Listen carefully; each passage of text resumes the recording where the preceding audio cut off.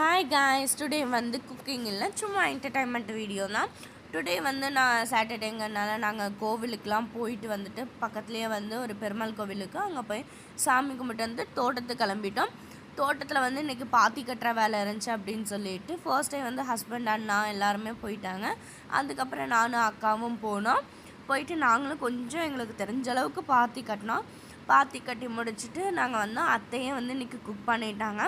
அத்தை வந்து பருப்பு, ரசம், பொரியல் இதெல்லாமே குக் பண்ணியிருந்தாங்க.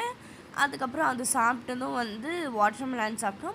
வாட்டர்மெலன் சாப்பிட்டு கொஞ்சம் நேரம் ரிலாக்ஸ் பண்ணிவிட்டு எகெயின் மறுபடியும் பாத்தி கட்டுற வேலைக்கு போயிட்டோம். அந்த வேலை முடிஞ்சதும் பார்த்தோன்னா புறாலாம் வந்து க்யூட்டாக பறந்துட்டு இருந்துச்சு. ஸோ நாங்கள் அதை கொஞ்சம் நேரம் வீடியோ எடுத்துகிட்டு நாங்கள் வீட்டுக்கு கிளம்பி வந்துட்டோம்.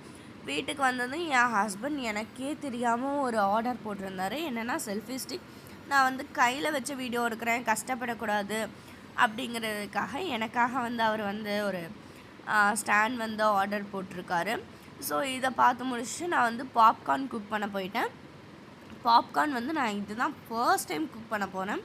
ஸோ வந்து நல்லாவே பாப்கார்ன் வந்துடுச்சு. ஃபர்ஸ்ட் ஆயில் ஊற்றிட்டு அந்த பாப்கார்னுக்கு உண்டான கார்ன் போட்டுட்டு மஞ்சத்தூள் அண்ட் உப்பு ஜாஸ்தியாகவே போடணும். நான் கம்மியாக போட்டேன். ஸோ அதனால் உப்பு எங்களுக்கு இல்லாத மாதிரி இருந்துச்சு.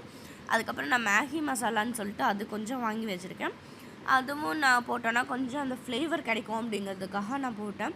ஒரு பிளேட் போட்டு மூடி வச்சதும் எல்லாமே நல்லா சூப்பராக நல்லா குக்காகி வந்துருந்துச்சு. இன்றைக்கி வந்து இதெல்லாம் சாப்பிட்டு நாங்கள் சூப்பராக டே வந்து என்ஜாய் பண்ணோம். பாய்.